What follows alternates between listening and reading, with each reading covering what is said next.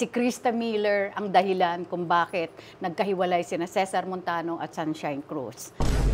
Was there a time na nagkita kayo in person ni Sunshine Cruz? Was there a time na nagkaroon ka ng boyfriend na taga-showbiz?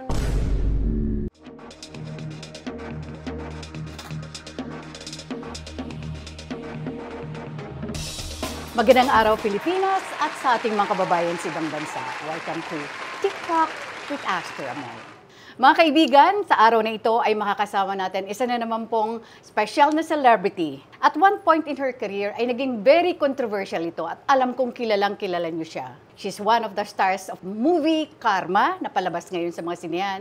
Mga kaibigan, let's all welcome Krista Miller!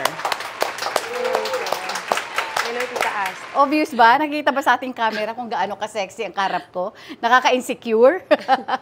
Kumusta ka na? Anong pinagkakaabalahan mo? Of course, I know you have a new coming movie, Karma. Yes po. Aside po sa Karma, meron po akong business na beauty lounge. Uy. Meron din po ako na Shinoko Dream Beauty. Yung mga skincare products po na wide na rin po yung mga distributors Anong po. pangalan ng product mo para alam nila? Shinoko Dream Beauty po.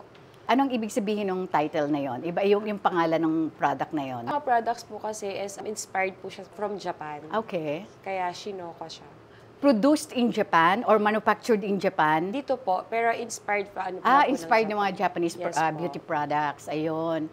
So, wala kang business partner dito? Ikaw lang? Solo? Meron po, pero ako po yung pinaka-main po. Oh, wow. Alam mo, natutuwa ako mga kaibigan sa mga ganito, sa mga katulad nyo na parang you are into business kasi Yes po. hindi yung umaasa lang kayo sa showbiz career nyo. Yes po. Kasi yun na naman ang napaka-unstable, di ba? Lalo na ngayon after the pandemic, hindi lahat talaga may trabaho sa TV o pelikula. But in your case, nagninegosyo ka. You have Yes your po. own business para stable ang income, di ba? Ang dami na rin po kasing artista ngayon na lumalabas po talaga. Oo, Kaya totoo. dapat meron ka rin po talagang ibang source of income. Correct. Tama yun.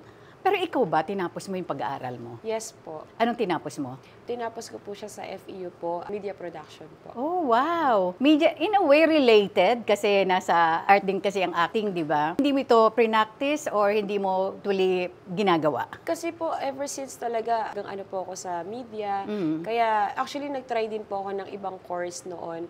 Nag-entrepreneurship din po ako. Okay. Pero mas yung puso ko talaga nasa com arts talaga eh. Nandun Okay. po talaga. Doon ako na Oo. mas nag-excel po talaga. Pero entrepreneurship naman, may kinalaman naman sa pagiging negosyante mo ngayon. Ngayon po. Di ba? O doon mo naman may apply. Yes po. Di ba? Actually, may special courses naman sa business or entrepreneurship kung gugustuhin mo. Di ba? Actually, related naman. Halos Yes related po. naman lahat. Regardless kung anong tinapos mo, di ba? Basta andyan yung puso mo, pagpatuloy mo lang. Yes po. Okay. Tita Aster. Everybody knows that you are a single mom. A single mom of two. Yes po. Oo. Di ba mahirap? Kasi syempre, pag single mom ka, merong single mom pero supportado ng father ng mga bata. Nagsusustento po. Yeah, may sustento, but in your case, wala. Wala po talaga. Single-handedly talagang Yes sinusuportahan mo po. yung mga anak mo. As in, ako lang po talaga. Dati po, nung start pa lang po ako, kasi dumating po sa point na talagang na-down ako eh. Andiyan naman po yung parents ko, sila po yung tumutulong sa akin. Pero nung medyo ito na nakakaipon na ulit ako, nagiging okay na ulit yung financial status ko, ako na po talaga. And you drive your own car, Yes po. di ba? O, kakatuwa. Alam mo, yan ang parang women power, di ba? Hindi katulad before, pag let's say, kahiwalay ang mag-asawa o mag-partner, parang yung babae usually ang nagiging kawawa. Yes But po. in present time, 'di ba, ibang-iba na, 'di ba? Hindi tayo pwedeng maging dependent lang sa mga ex-partners natin. We Yes. can do it, we can survive, we can support our kids, 'di ba? All by ourselves. Kung hindi naman sa pagmamalaki natin, kundi yung kaya rin nating mamuhay at sumuporta sa pamilya natin on our own. Yes po, Oo. Tita Aster. Tsaka kasi, nasa tiyan ko pa lang yung bata, as in wala talagang support. Oh, wow. Kaya from the start talaga, ako lang talaga. Oo. Nalulungkot ako sa ganun. Kasi pwede naman kayong magkahiwalay at the same time, parang meron lang kayong common bond kasi may mga anak kayo eh. Pero sana yung obligasyon ng tatay, sana naandyan. Opo.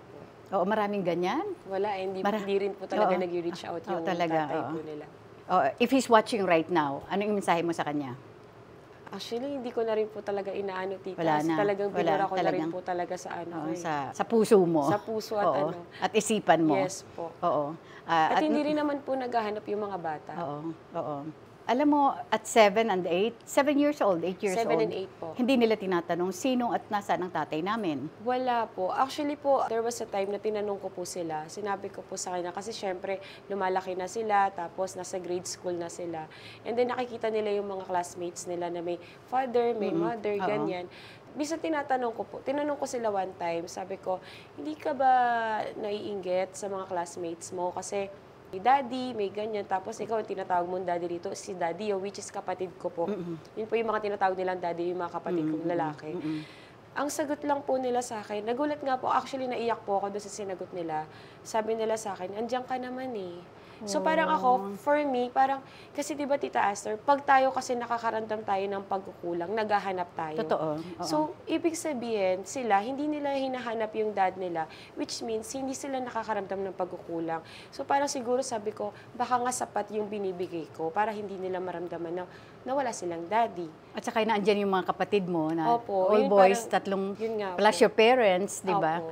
Oo, so kumbaga hindi sila nawala ng parental support, kumbaga, Yes di ba? Parang naramdaman nila yun sa mga brothers mo, di ba? Sa parents mo, Yes sa po, mga tita. grandparents nila. So, what's important, alam mo, hanga ako sa mga babaeng katulad mo na talagang bilang single parent ay kaya mong suportahan, panagutan, at kaya mong ibigay sa mga anak mo. Yes Di ba? And nakakatawa din naman po, tita, kasi honor student po sila. Wow. Alam mo yun, parang, yung hirap, nandun lahat. Tapos saka nakikita mo talaga kung ano yung gusto nila maging. Yung isa ko pong anak, gusto niya maging piloto. Oh. Kaya alam mo yun, Boy ba yung... parehas po silang boy. anong pangalan ng eldest mo? Chris Emmanuel po. Oo, tapos yung pangalawa? Chris Jeremiah. Sa pare- Bible two ko po boys, lahat two kinuha. boys. Opo. Wow, Yung Chris nakakatuwa. po sa akin galing, tapos yung second name nila sa Bible na po. Oh, wow, oo. Congratulations.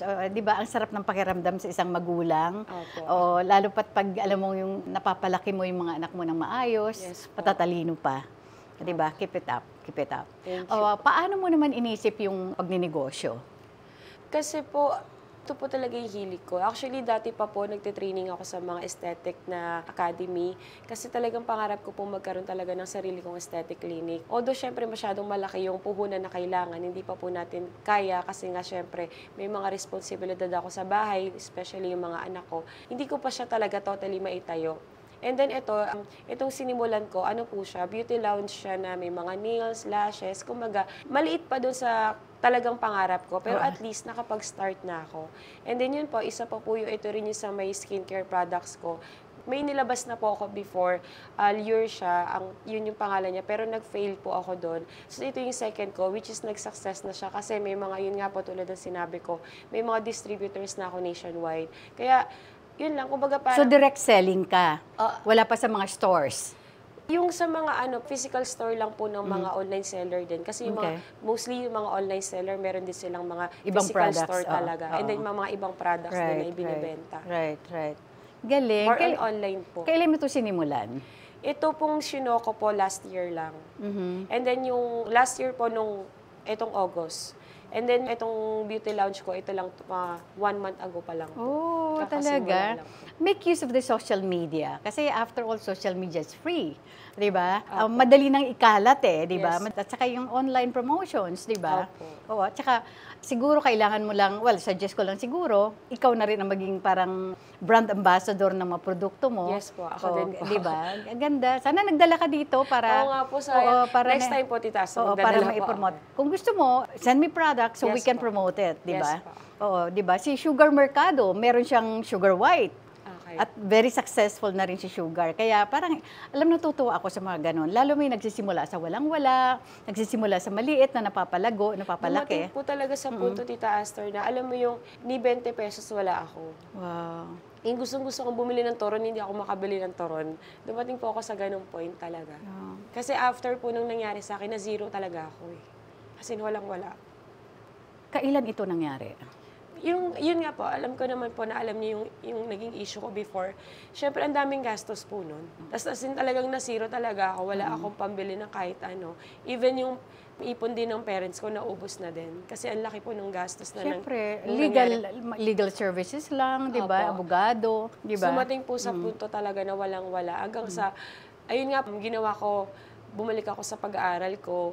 Kaya para makabalik ako, ginawa ko po noon, nag-online teacher ako, bukod po sa pag-online teacher, ano po ako, call center po. Ano yung mga students mo sa ibang bansa? Mga Chinese po. Chinese, Opo. online. Yes, Okay. po. Ang Okay. mga tinuturo ko po, math, science, Filipino, tsaka English. Okay. Yun po yung tinuturo ko sa mga Chinese students ko. Kailan to? During the pandemic? Opo, before and after pandemic After po. pandemic, Yun okay. po yung time na kasi dating school ko po, undergraduate na po ako noon, which is exclusive school siya. Eh, syempre nagkaroon po ako ng mga issues, hindi na po ako makabalik. As in, isang SEM na lang po, tapos na sana ako. Eh, hindi na po ako makabalik kasi Catholic school siya. Kaya, ang nangyari po, umano po ako sa FEU, kaso, back to second year ako. Pero, ginawa ko, sige, Ginapang mo. Ginapang ko po Oo, yung 2 years. Instead na, imbes na 1 semester na lang, kailangan kong mag-back to second year para matapos ko yung pag-aaral ko. Ginapang ko po yun. Eh, syempre, hindi ko po pwedeng isabay yung pag-showbiz kasi hindi ko hawak yung time sa showbiz eh. Kaya ginawa ko po noon habang tinatapos ko po yung 2 years ko, nag-online teacher ako, tas call center. Para kumikita ka rin at Opo, the hindi same na po ako time. natutulog noon kasi ang pasok ko po noon sa call center is madaling araw. Tapos ang labas ko na po noon is lunchtime na. Tapos after po noon, start po ng online teaching ko sa mga Chinese students ko, 1:30, 2 o'clock. So pag uwi ko lang, habang kumakain ako, ginagawa ko na yung presentation sa kanila, kung ano ituturo ko sa kanila. Tapos gagawa lang po ako ng mga assignments, yung mga ganon. I-idlip lang po siguro ako ng konting-konti, tapos ayan, papasok na po ulit ako sa pag-call center. Yun po yun. Tapos nagtitesis pa po ako noon kasi nga patapos na rin po. Grabe ka. Yun po yung ginawa ko. Oo, nung time na yun. galing. Pero niitawid mo kasi determinado kang makapagtapos. At Opo. determinado ka, may patunayan ka sa sarili Yes mo. po. More than anybody else. Wala kang dapat patunayan sa ibang tao, kundi para sa sarili mo. Tsaka Diba? syempre, yun po Oo. yung gusto ko rin po kasi ipakita sa mga anak ko na Yes, nakapagtapos ako after ng mga nangyari Yes, sa akin. okay.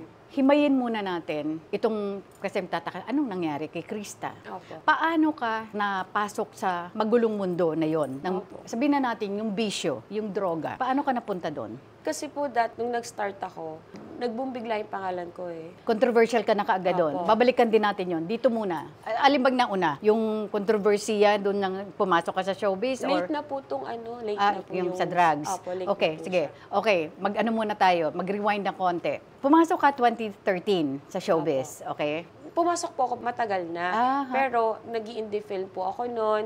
Tapos nagkaroon din po ako ng comedy So, sa... precisely what year ka nagsimula talaga sa showbiz? Parang mga 2016, Hindi, 13. 2006 po, mga ganyan. 2006. So, pa isa-isa, nag-indie movie ka. Nag-indie po ako, tapos nagkaroon din po ako ng mga regular shows sa ABS, sa GMA, mga ganyan. Pero as Krista lang, As hindi pa Chris- po Krista Miller. Oo. Okay. Kasi nagbe-beauty queen din po ako dati. Ah, okay. Nag-start po talaga ako as extra, nagbe-beauty queen. Hindi, nagbo-beauty queen ka or sumasali ka sa mga beauty pageants in school or after? In ano po, nationwide po.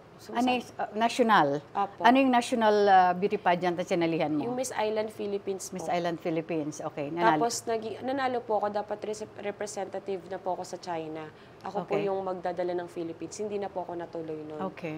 Dahil pumasok ka na sa showbiz. Ibang kwento Ibang po yun, dahilan tita. yon. Ibang dahilan. Ibang dahilan. Baka gusto mo i-share. Hindi na po. Hindi na. Okay. Opo. Too personal. 2013 ka talaga, parang yung Krista Miller, Opo. parang sumikat ng husto. Opo. Di ba? Parang ibang klase ang pasok mo dahil Yes naging po. very, very controversial ka. Ginawa mo ang pelikulang The Alfredo Lim Story Yes po. with Cesar Montano. Yes po. Grabe ang publicity mileage na nakuha ng pelikulang yun because of the controversy na kinasangkutan mo. Paano mo ipapaliwanag sa lahat yung side mo? Kasi parang you were already judged by everyone. Opo. Si Krista Miller ang dahilan kung bakit nagkahiwalay sina Cesar Montano at Sunshine Cruz. So, ito ang pagkakataon mo na klaruhin sa lahat kung ano ba talaga ang totoo. Tita Astor, actually nasagot ko naman na po siya sa mga interviews ko din po noon and nalampasan ko na rin naman po siya. Actually, yung mga naging bato po sa akin noon, naging mahirap po kasi even yung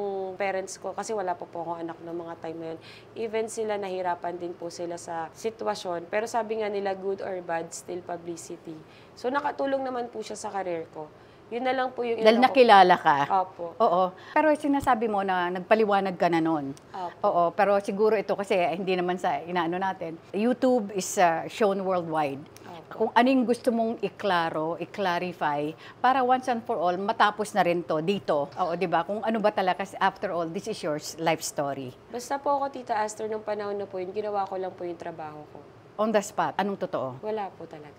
Totoong wala. Wala po. Totoong wala. Pero ang hindi ba napakahirap nun? Kasi itong sinasabi ko kanina sa'yo na parang you were judged. Opo. Alam mo ng mga tao, pag itong lumabas, if you don't speak up, di ba? Siguro totoo kasi hindi nagsasalita. Dadalawang, parang dumb if you do, dumb if you don't. Kasi pag hindi nagsalita, hindi ka reason out, sasabihin lang, totoo siguro kayo hindi nagsasalita. But in your case, was that the turning point ng career mo na parang dumating ba sa point na gusto mo na mag-quit because of what happened? Nung panahon na po yun, opo, kasi dinadamay na po kasi yung parents ko nun eh. Na parang hindi ka pinalaki ng magulang mo ng maayos, yung mga ganyan. Nadja-judge na po nila agad ako na hindi naman nila alam kung ano yung mga pinagdaanan ko. Pakadaling magbato sa kanila ng mga ganong salita. Pero wala, life goes on lang po. Hindi, pero paano mo ito nalagpasan? Like, was there a time na gusto mong tumigil ng pag-aartista mo? Iniyakan mo ba ito? Actually, tita, that time parang naging thankful na lang din po talaga ako kasi sunod-sunod po talaga yung mga offers po talaga ng mga panahon. Ay, kabaliktaran naman sa Opo. di ba? Parang on the contrary, sa halip na masaktan ka or iyakan mo, ito yung mga offers na parang mas lalo kang naging busy, di ba? Halos araw-araw. Halos po araw-araw busy ka, di ba? On the other hand, may kapalit yung kontrobersiyang kinasangkutan mo dahil mas dumami ang trabaho mo. Yes po. So, yun ang gusto mong palabasin. Naging thankful na lang Oo, po. And okay. then, hindi naman po para magpadala pa sa kanila kasi yung blessings na dumadating po, doon na lang ako nag-focus. Mm-mm. Opo. Was there a time na nagkita kayo in person ni Sunshine Cruz? Hindi po. Not even once? Na opo. Si Buboy, si Cesar Montano? After po nung nangyari. After nung nangyari? Hindi na din po. Hindi na rin. So, wala nang communication at Opo. all? Nung natapos na po yung pelikula, wala na po. Wala na totally. What if isang pagkakataon, sa isang okasyon, bigla kayo magkita? Anong gagawin mo? Babatiin ko po kasi sobrang tagal na rin naman po no, may kanya-kanya na rin po silang buhay. May kanya-kanya na rin po silang mga partners sa buhay nila. And ang dami na pong nangyari. Siguro naman sa tagal-tagal ng panahon na nangyari na yon, nakalimutan na rin po lahat. Kasi lahat naman po may kanya-kanyang sakit na naramdaman that time eh. So siguro naman po, lumipas na po lahat po yun. At lahat na kayo nakapag-move on? Yes po. Oo, tama yon. Totally ba nakapag-move on ka na since that incident? Yes po. Okay. Okay na po. And then, a few years later, ito naman ang babalikan ko. Apo. You got involved sa drugs. Paano ka napunta sa bisyo na yon? Ayun po, like nga po na sinasabi ko, tita, sobrang nag-boom kasi yung name ko noon. Tapos sunod-sunod yung mga projects ko. Ang dami kong pera noong mga panahon na yon. Nabibili ko lahat ng kailangan ko, lahat ng gusto ko. Dumami rin yung kaibigan ko. Doon po, alam mo yung, yun po yung nag-condo ako. Actually, dito, tita, tinanong niyo po ako kanina, bakit hindi ka mag-condo? Actually, pwedeng-pwede naman. Pero kasi mas gusto ko na, dito na lang muna ako sa family ko. Kasi nung time na yon, ayaw ng parents ko na magsalo ko. Pero sabi ko, syempre gusto ko eh. Kasi para malapit sa trabaho. Tsaka mas may freedom akong magawa yung mga gusto ko. Kasi pag nasa bahay, hindi ka malaya eh. 'Di ba? So, yun po yung nangyari. Nagkaroon ako ng maraming kaibigan, kung sino-sino yung mga pinapatira ko, sino-sino yung mga tinatanggap ko. Hanggang sa, ayun na po. Kumbaga yung mga kaibigan na hindi mo alam kung good or good Bad yung intentions influence, sa'yo. oo. So, 'di ba, ayun po. Kumbaga nasama na din po talaga ako. Pinaka-grabe dito is kasama ka sa nahuli Opo. at nakulong ka. Opo. Oo. Ito yung sinasabi mo kanina na talagang sumadsad ka. Opo. Gaano katagal kang nakulong? 1 year, 8 months po. Uy, matagal-tagal din to. O 1 year, 8 months. Tapos nasagad ka, naubos yung pera mo, di ba? Pati pera ng parents mo. Kasi wala po talaga kaming ibang nilapitan nun eh. Iginapang po namin talaga. Nung nasa loob ka, anong realization mo? Kasi that time po, may anak na din po ako noon. So, Yung isa pa lang o dalawa na? Yung isa po, Tita Aster, sa loob po. Oh, ipinanganak mo yung bunso sa Opo. loob, oo. Hindi naman po totally sa loob, pero ibig sabihin, Buntis ka nung ano? Opo, sa loob po. Oh my Tapos God. nilabas na lang po ako nung talagang lalabas na. Hindi katulad na pag nagle-labor ka pa lang, daling ka na agad ng hospital. Doon hindi po. Hindi ka nila dadalhin hanggat hindi pa lumalabas yung ano. Oh my God. Pag palabas na, saka kanila ilalabas. Ganun po doon. Must be so hard. Yes po. O, diba? So, pinagbubuntis mo yung bunso mo, nasa loob ka ng kulungan. Yes po. Oh my God. Ang sakit. Para ako yung nasasaktan habang nagkukwento ka. Tulad ng sinabi ko kanina, habang nasa loob ka ng kulungan, anong mga na-realize mo? Madami po. Sabi ko siguro kung nakinig lang ako sa mga magulang ko, mga ganyan. Siguro kung hindi ako nagpadala sa kung ano yung meron ako, yung mga ganyan. And then sabi ko nga po, bigyan lang ako ulit ng chance. Itatama ko lahat. Which is yun naman po yung ginawa ko paglabas ko. Parang na-overwhelmed ka, no, nung dumami ang pera mo. Dami ko po talaga Oo, pera. oo, Nung talagang diba? alam mo yung para lang ako namimigay na. Oo. Pero wala eh. And people took advantage of you. Yes po. Yung mga itong inaasahan mong makakatulong sa'yo, sila pa yung nagpahamak sa'yo. Oh, but now, medyo isa rin siguro yun sa mga leksyon na dapat mong matutunan. Yes po. Piliin mo ang mga kaibigan mo. At piliin mo ang mga taong sasamahan mo at pagkakatiwalaan mo. Exactly po. Di ba? Moving forward, so you're back to showbiz. Aktibo ka na naman, may bago kang pelikula.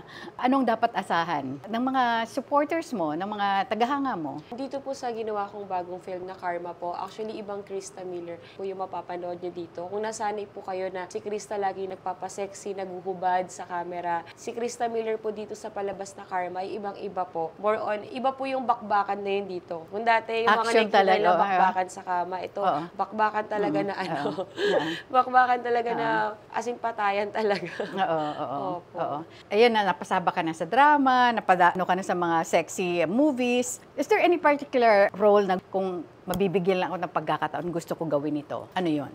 Gusto ko po magkaroon ng kasi dati yung dream ko makagawa ng action film, which is ngayon Nangyari thankful na. na nangyari. Sobrang dream ko po talaga yan, ala Angelina Jolie talaga, Wow, na may mga oo, baril-baril oo. kang hawak. Oo. Which is The first time mo ginawa? Yes po, nabigyan po ako ng chance ngayon. Ang next ko naman po, isa din po sa mga dream ko is yung makagawa ng psychological film. Yung parang baliwan talaga. Oo, yes. Oo. Yung parang mga gang. Nakaka-challenge yun. Oo, Opo. di ba? Yung may pagka-dual personality, yung mga ganyan. As in, baliwan film po Right. talaga. So, hindi mo pa yun nararanasan? Hindi pa po. Yun po yung gusto kong Pinararanasan. magawa. Alam mo, napakahirap ng papel mo sa buhay ngayon, di ba? But of course, I can relate to it because I'm also a single parent, di ba? Yes po. Paano mo nababalanse? Kasi mahirap yun. May showbiz career ka, andyan nagninego-negosyon ka. Siyempre, may dalawang anak ka na maliliit pa, 7 and 8 years old na kailangan din ng presence mo as a parent, di ba? Paano mo binabalanse ang lahat? Pag wala naman po akong work, tita, nasa bahay lang din naman po ako. At saka isang room lang po kami. Ah, talaga? Magkakatabi po talaga kami. Bisan pag aalis ako, mami, saan ka pupunta? Work lang, mami. Pag sinabi kong work lang, alam na po nila yun. Naintindihan nila? Naiintindihan naman po nila. So, who takes care of them pag nasa work ka? May maid po ako na isa. Okay, Tapos yung brother ko po sa akin nakatira yung isa.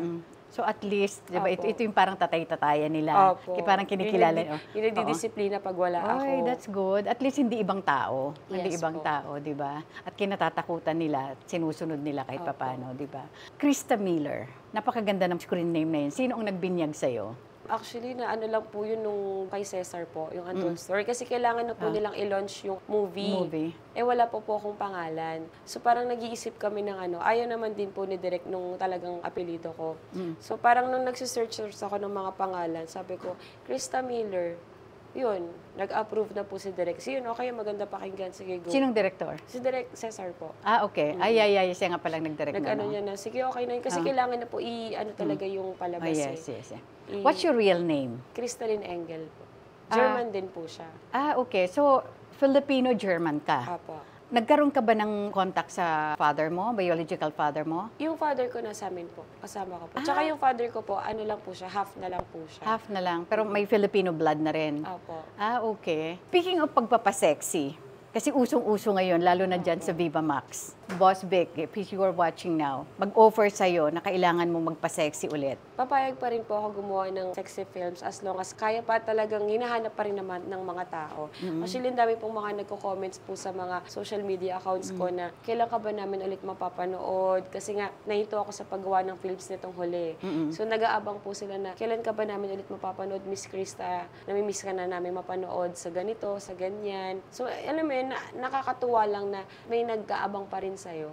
Pero hindi, wala ka bang ano, kasi at that time kasi nung nagpapasexy ka before, Opo. wala ka pang mga anak, di ba? Opo. But this time, lalo na 2 boys, you have 2 boys, Opo. growing up boys. Kung magpapasexy ka, paano ito ipapaliwanag sa kanila? Open naman po ako sa mga anak ko po. Actually kasi tita, dumating na rin po ako sa point na ayoko na magpa-sexy. Gusto ko na yung talagang kung drama, ganyan.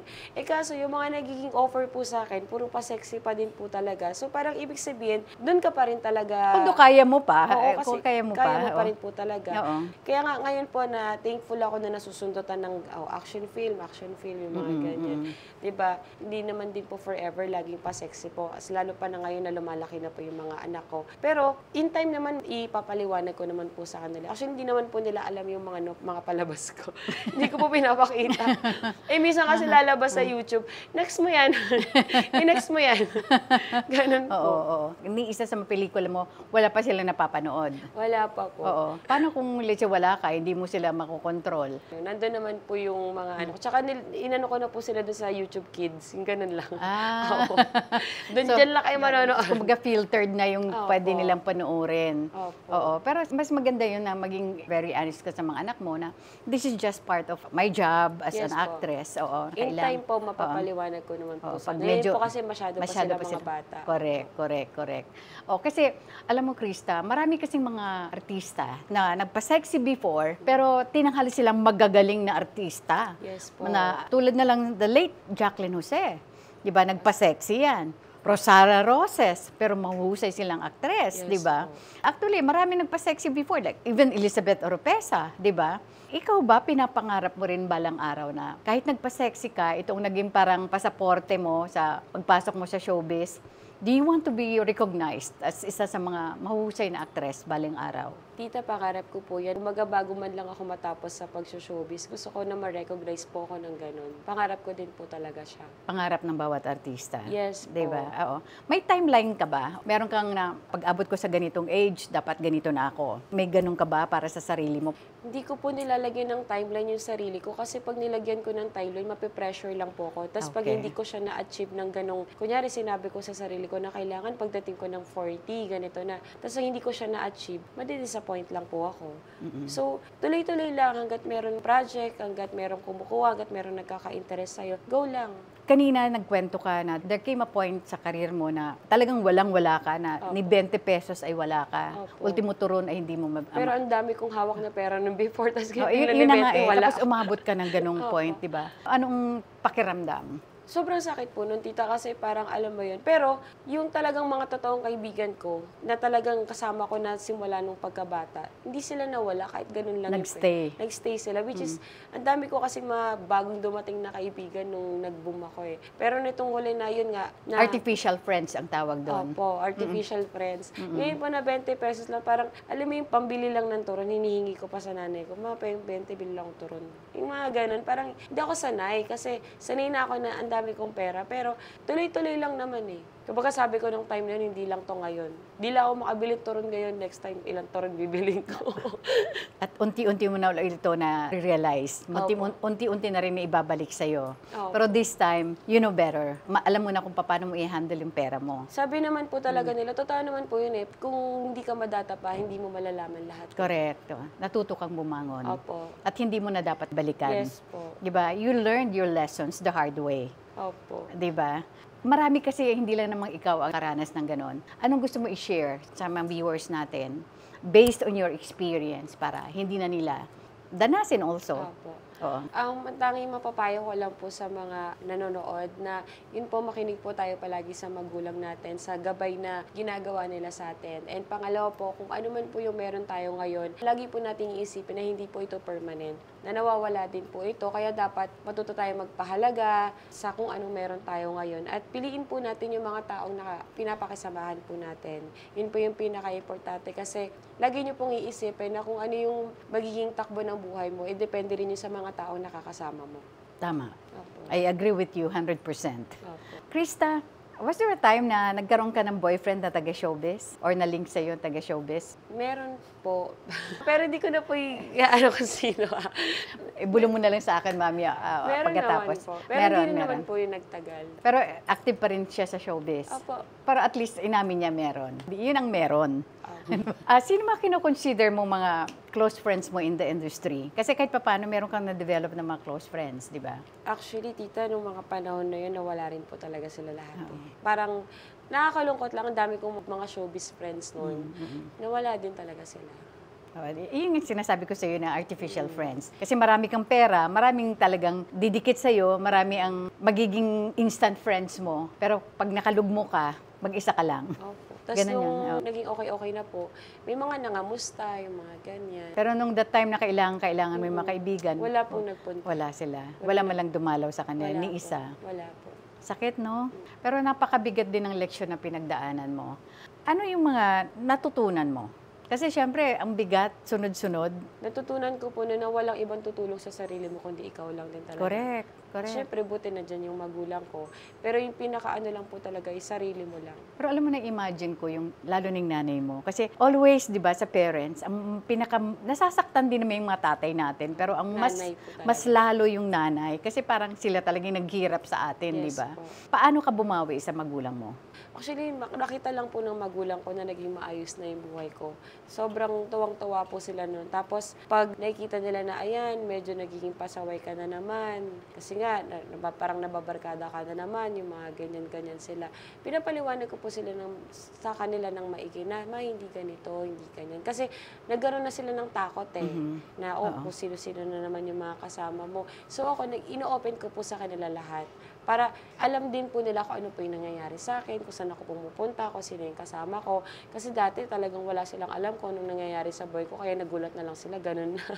Mas cautious ka ngayon para Opo. sa sarili mo at saka sa mga taong sinasamahan mo. Opo. Ang magulang naman na andyan lang para paalalahanan tayo o paalalahanan ng mga anak. Pero at the end of the day, ikaw pa rin naman ang masusunod, di ba? Opo. Sino kinukonsider mo closest friend? Meron kang parang pinakabarkada or pinakamalapit sa'yo na, sa industriya or non-showbiz? Pinakaano ko po ngayon yung best friend ko na kasama ko since grade 1. Mhm. Ayun po talaga. Tapos yung mga LM friends ko po and high school friends, sila po talaga yung laging kasama ko na rin po ngayon. Okay. May namimit akong mga bagong tao, oo. Pero syempre, yung talagang pinagkakatiwalaan mo ng sobra na mas madalas mo nakasama.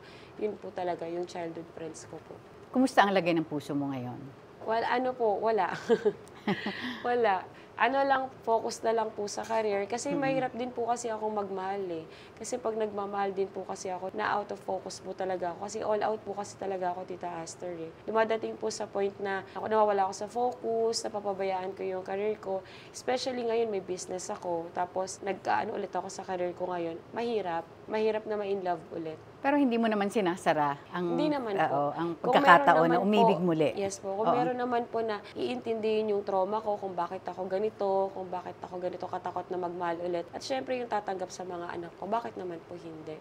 Anong mga requirements if some of the eligible guys out there are watching right now? Anong mga requirements mo? Hindi naman po ako sa physical. Actually, meron din po ako mga nagiging boyfriend na hindi naman po kagwapuhan, mga ganyan. Ang ano ko lang po din, kahit hindi naman din sobrang mayaman na mayaman, hindi naman po. Importante mabait at mapapagkatiwalaan at mahal ka at Mabait, mamahalin tsaka, ng mga anak mo. Siyempre yung kahit pa paano, hindi naman yung ako po yung magpapakain sa Right, kanya. Hindi naman po ganun. right. Yung mga yung at least yung responsable. Ayun. Opo, responsableng tao, kaya ding magpakaama sa mga anak ko. At talagang alam mo yun, yung mamahalin talaga ako at lalong-lalo na yung mga anak ko. Sobrang sakit sa damdamin ang ibinigay mo sa mga magulang mo before. Opo. Anong mensahe mo sa kanila? Sa mama ko tsaka sa papa ko, sobrang salamat kasi hindi niyo ako binitawan hanggang dulo. Talagang nandyan kayo, hindi niyo ako pinabayaan, hindi niyo pinabayaan yung mga anak ko during times na talagang walang ibang maaasahan. Ang ano ko lang po sa inyo na balang araw makakabawi rin ako ng sobra-sobra, higit pa dun sa mga talagang ginawa niyo para sa akin at saka sa mga anak ko. Sa mga anak mo? Sa mga anak ko, magpakabait lang kayo palagi. Alam ko, balang araw, maraming magiging tanong na mabubuo dyan sa mga isip nyo. Pero lahat yan ipapaliwanag ko sa inyo. At lagi nyo tatandaan na mahal kayo ni Mami. Ayun. At sa lahat? Ng mga... Nanonood ngayon? Opo. Kung mangyari man sa inyo na may dumating na pagsubok sa buhay nyo, lagi lang kayong lalaban. Huwag kayong susuko. Kasi pag nasumuko kayo, kayo din naman yung talo. Lagi nyo lang iisipin na mas marami pa dyan sa paligid natin na mas naghihirap, mas malalim yung pinagdadaanan, pero patuloy lang sila sa buhay nila. Ganun din kayo. Lumaban lang kayo ng lumaban. Kasi hindi nyo alam kung ano yung pwedeng mangyari in the future. Eh. Pag sumuko kayo, hindi nyo na alam kung ano yung pwedeng mangyari. 'Di ba? Kasi wala na, sumuko na kayo, binitawan nyo na eh. Huli na ang lahat, if ever. Huli na ang lahat. And of course, pasalamatan mo lahat ng mga nanood ng Karma, pelikulang Karma, at makasamahan mo sa pelikula. Yes po. Maraming salamat po sa mga nanood ng Karma. Showing pa din po siya. At sa mga manonood po, panoorin nyo na po yan dahil marami po kayong pagkakaabangan po dito sa palabas na to na Karma. Kasama ko po dito si Loren Escanio, Sid Lucero, Paolo Paraiso, and of course, Roy Vincent po. And produce po ito ng Happy Infinite Production in association with Movies Films. And of course, this distributed by Viva Films. Directed po ito kay Direk Albert Langitan. Kaya abangan nyo po, sobrang ganda po talaga ng palabas na to. June 19 na po sa mga cinemas po. And of course, yung negosyo mo, yung business mo. Ayan po, sa mga gustong pumuti, kuminis katulad ko, bumili lang po kayo ng Shinoco Dream Beauty products. Meron po yan sa mga online selling app. Meron po yan, makikita nyo po yan doon. And of course, sa mga gusto pong makita din ako at magpaganda, bisitahin nyo lang po ang aking beauty lounge. Ang pangalan po ng aking beauty lounge ay KM Beauty Lounge. Makikita nyo po yan sa Facebook. Pwede nyo po akong puntahan doon. Personal na naandun ka mismo. Yes. Ako rin po kasi yung gumagawa. Wow, talaga. Sa mga kilay Nasaan po. naman to? Sa Valenzuela po. Sa Valenzuela. Where in Valenzuela? Sabihin mo yung exact address para... Sa may 5017 Gente de Leon, Valenzuela City po. Ikaw na yung gumawa niyan? Yung sa mga gustong magpatato ng Ang ganda, kilay, ang ganda. ako po yung gumagawa. Ang ganda. Ikaw mismo talaga? Opo, pinag-aralan ko po lahat. Wow, congratulations. And of course, with that, maraming salamat sa iyo, Krista. Thank you po, Tita And Arcel. I'm so happy na muli kang nagbalik at Yes balik po. showbiz ka at hiniwan mo na yung mga masasamang naging karanasan mo and you're starting all over again sa career mo. Meron ka ng bagong negosyo at syempre pa ang mga treasures mo, totoong treasures mo, yung dalawa mong anak. Yes po. And with that, maraming salamat. Thank you po, Tita. Maraming salamat to Pandan Asian Cafe. Thank you so much, Alvin Dennis, and of course, Roland Ever Belena. Hello Glow. Nutritech. Thank you so much, Josh De La Luna. Beauty Derm. Eres Beauty Care. Aficionado by Joel Cruz. Richie's Kitchen by Richie Ang. Doc Rob's Wellness Supplements. Mesa Tomas Morato. Nesta Stile Salon for my hair and makeup. Gandang Ricky Reyes. Asia Slashes.